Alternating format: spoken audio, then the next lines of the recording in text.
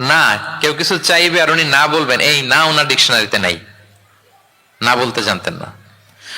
তো এক রাসূলুল্লাহ সাল্লাল্লাহু আলাইহি ওয়াসাল্লামের একটা অভ্যেস ছিল, তার কাছে কেউ কিছু চাইলে উনি না বলতে পারতেন না। কি বলতে পারতেন না? সবাই বলুন। রাসূলুল্লাহ সাল্লাল্লাহু আলাইহি ওয়াসাল্লাম কি বলতে পারতেন না? না, কেউ কিছু চাইবে আর উনি না বলবেন, এই না ওনার ডিকশনারিতে নাই, না বলতে জানতেন না। তো একবার রাসূল সাল্লাল্লাহু আলাইহি ওয়াসাল্লামের মাত্র একটা মাত্র জামা, কয়টা জামা? একটা। তো এক ফরিয়া দিয়ে এসে রাসূল সাল্লাল্লাহু আলাইহি ওয়াসাল্লামকে বললেন, ইয়া রাসূলুল্লাহ, আমাকে একটা জামা দিন, আমি বস্ত্রহীন।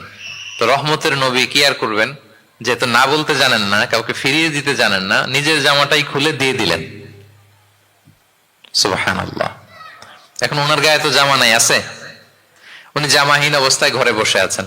আল্লাহ তাআলা আয়াত নাযিল করলেন, ওয়াল্লাযীনা ইযা আনফাকু লাম ইউসরিফু ওয়া লাম ইয়াকতুরু ওয়া কানা বাইনা যালিকা কাওয়ামা।